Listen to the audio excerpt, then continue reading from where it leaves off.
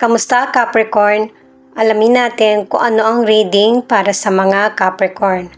Araw-araw, every week, may pagbabagong nangyayari. Itong mystical cards muna ang alamin natin.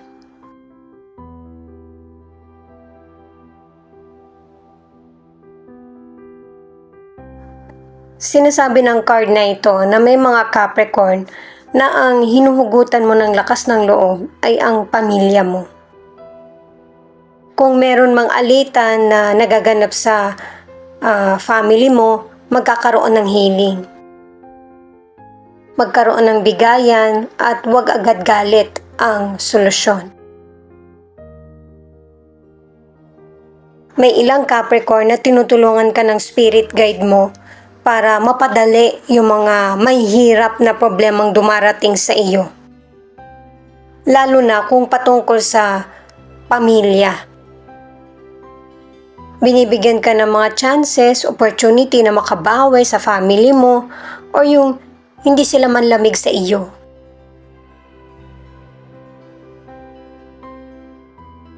Hindi lang naman ito patungkol sa person mo, kundi sa mga taong natutulungan mo. Maaari na advices, financial, o kaya sinusuportahan mo yung person sa mga mahirap na pinagdaraanan niya, inuunawa mo. Paalala para sa mga bagong viewers na ang reading na ito ay timeless reading, general reading, ano man ang edad mo, gender mo, o magkapareho man kayo ng zodiac sign, kunin mo lang kung ano yung akma sa sitwasyon nyo. At saka ikaw na rin magpalit kung si person mo ba ito or ikaw. At ito ang start ng 1 week reading mo. Alamin pa natin yung ibang detalye sa mystical cards. Ito naman yung mga cards na pwedeng ipakita yung feelings mo or feelings ng person mo or situation niya dahil sa connected kayo sa isa't isa.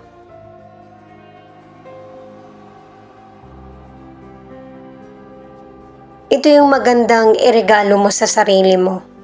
Yung hayaan mo na makapag-heal ka muna bago magdesisyon kung anong path or landas ang tatahakin mo sa relasyon man or sa mga decisions mo. Maaari na may ilang Capricorn na hindi ka muna nagiging active sa social media account mo or hindi ka muna nagpaparamdam sa person mo, family o kaya friends. Kasi gusto mo munang mapag-isa. Pero sa pagbabalik mo, ready ka na para sa mga sasalubong na positive or negative man. Kasi naipahinga mo na yung katawan mo at kaisipan. Sa pag-alis mo o kaya hindi mo pagiging active sa social media, may mga na-miss ka rin na mga situation.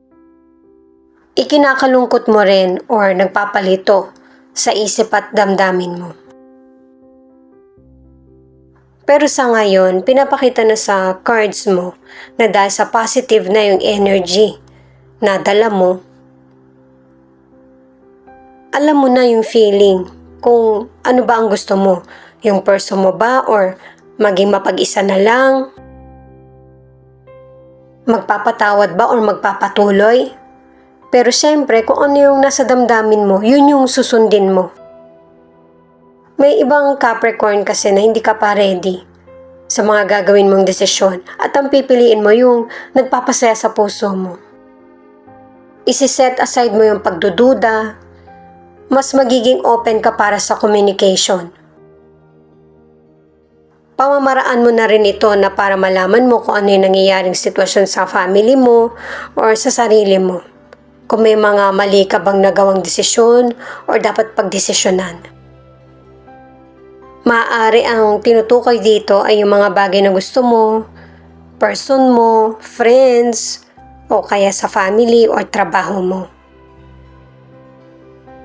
Hinahanap mo yung makakapagpa-kumpleto sa buhay mo. At base sa cards, makakapag-desisyon ka rin. Hindi man ngayon, pero in the near future. Kasi pinakita na sa mga naunang cards mo na guided ka. At hayaan mo lang kung ano yung nagiging flow ng buhay mo. Sumunod ka. At gamitin yung mga nararapat na desisyon para sa'yo para maging masaya ka. The Wheel of Fortune, the Sun, the Temperance. Ito yung mga cards mo para sa situation. May mga situation sa buhay mo na naaantala, pero hindi ito pang matagalan. May pagbabago mang mangyari sa buhay mo, mas higit pang maganda yung darating. Mas puno ng balanse at saka kapayapaan. May ilang Capricorn na yung dating nagpapasaya sa'yo na career o negosyo ay hindi ka na nagiging masaya. Kasi base sa mga cards, ikaw yung mas malaki yung ambag. Kaya may ilang Capricorn na iisipin mo na magpalit ng career or ano bang negosyo yung pwede pa para sa iyo. Ma-achieve mo naman yung mga pangarap mo sa buhay pero kailangan mo ng patience. At kung meron kang nilet go, hindi mo pagsisisihan. Para sa ilan na nasa relationship, maybe pareho kayo or isa sa inyo ng person mo ang maglalakas loob, nasasabihin na hindi na masaya sa relasyon. Pero yung makakarinig, pipilitin pa rin ng person na mabuhay muli ang relasyon nyo. At katulad na sinabi sa mga naunang cards, hindi kasi ready yung person na mag-let go or hindi kanya kayang palitan. Ang ilang single, naiisip mo na unlucky ka sa paghahanap ng potential person or hindi pa dumarating. Yung paghahanap mo ng potential person ang nagiging daan para mas mapalapit ka sa person na makakarelasyon mo ng merong balanse at saka yung magtatagal. Malapit na ito mangyari. Ito yung cards para sa solution. King of Pentacles, Seven of Swords, Six of Pentacles. May mga Capricorn na focus ka sa pag-unlad mo. Hindi mo nakikita yung ibang tao na masama yung hangarin sa'yo, hindi mo masyadong pinapansin yun. Tumutulong ka pa nga. Yung itinutulong mo, kailangan alamin mo din kung ano yung pinatutunguhan. Para irerespeto ka ng kapwa mo at hindi ka lalamangan, lalo na pagdating sa financial. Kasi nga, yung advices mo, makakatulong yun sa kapwa mo para magpursige din na hindi mo nakamit yung tagumpay dahil sa pandaraya, pagsisinungaling or panlalamang. Mag-ingat sa mga taong pinagkakatiwalaan or gustong pagkatiwalaan pagdating sa money. Masarap sa pakiramdam mo na nakatulong ka pero napapasama yung behavior or imahe ng person. Dahil sa hindi naman niya pinaghirapan. May ilang single na yung potential person malalaman mo na meron pa siyang koneksyon sa past or bigla ang magkakaroon sila ng koneksyon. Itong potential person na to, hindi kasi siya marunong tumanggi. Hanggang sa mapunta ulit ang atensyon niya dun sa nakaraan. Kukumprontahin mo yung person at dun kanya mas lalong mapapansin. Mabait ka at meron ding tapang, nasa balanse. Yung mga katangian na meron ka, wala siya. Kaya ito yung magiging isa sa dahilan kaya magkakagusto siya sa iyo. Ang ilan sa relationship, bumabawi sa iyo yung person mo pero nagdududa ka pa rin sa kanya. Marami kang natutuklasan na panlilinlang or sikreto ng person mo. At soon, aamin din siya sa mga pagkakamali niya. Kahit nagkakamali naman siya, bumabalik pa rin sa iyo . Ace of Cups, Nine of Pentacles, the Devil. Ito yung mga cards mo para sa outcome. Ano man ang nangyayari sa buhay mo, may mga taong nagmamalasakit sa iyo na gusto ay maging masaya ka or maging maginhawa yung buhay mo. Ito yung nagpapalakas ng loob mo, kaya patuloy ka lang sa karir mo, sa negosyo mo, mas lalo ka pang umuunlad. Umiwas lang sa person na pwedeng person mo ito or ibang tao na negatibo ang dala sa buhay mo. Yung mga kabaliktaran yung sinasabi. Para manipulahin ka. Yung weakness mo, emosyon. Kaya i-offer mo yung tiwala mo, pagmamahal sa karapat-dapat. Sa kalusugan, healthy ang ilang Capricorn. Kasi napapansin mo na yung sarili mo na yung mga paborito mong damit hindi mo na masuot.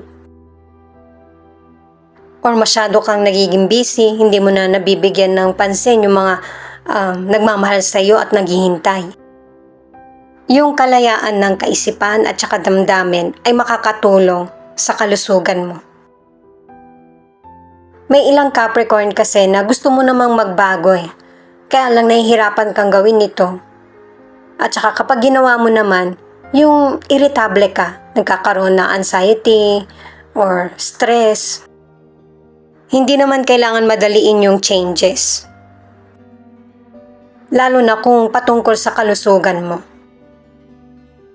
Unti-unting bawasan yung mga unhealthy habits para sa ikakatagal ng buhay mo.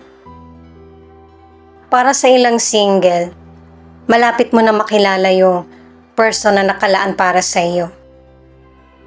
Hindi mo siya kakilala, kundi ipapakilala. At saka panahon ito na kung kailan hindi ka naghahanap, tsaka dumarating.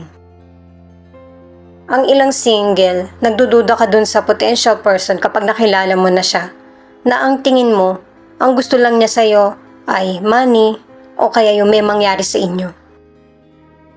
Hinuhusgahan mo agad na hindi siya magseseryoso. Pero nagseseryoso itong person na to at saka masipag. Itong final card mo, patungkol pa rin ito sa family. Pwedeng pupunta ka ng ibang lugar or ibang bansa na kasama yung family mo or ikaw yung iimbitahan. Kung meron kang karelasyon, magkakaroon ng next level yung relasyon nyo. Kung single ka naman, ito yung magiging paraan na para makilala mo yung potential person. Pwedeng sa probinsya o kaya sa city. Or sa ibang bansa. Ang ilan sa relationship, nagpapatuloy yung relasyon niyo ng person mo kahit na meron kayong problem. Kung meron na kayong mga anak or pet, ito yung mas binibigyan mo ng atensyon.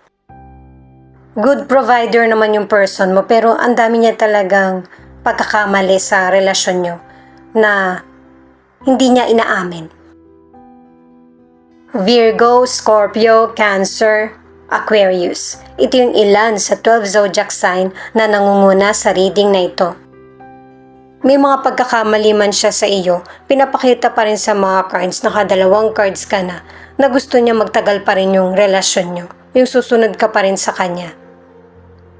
Ito naman yung mga letra na posibleng andito yung letra ng pangalan ng person mo o letra ng pangalan mo. L, H, G, M, K, A, V.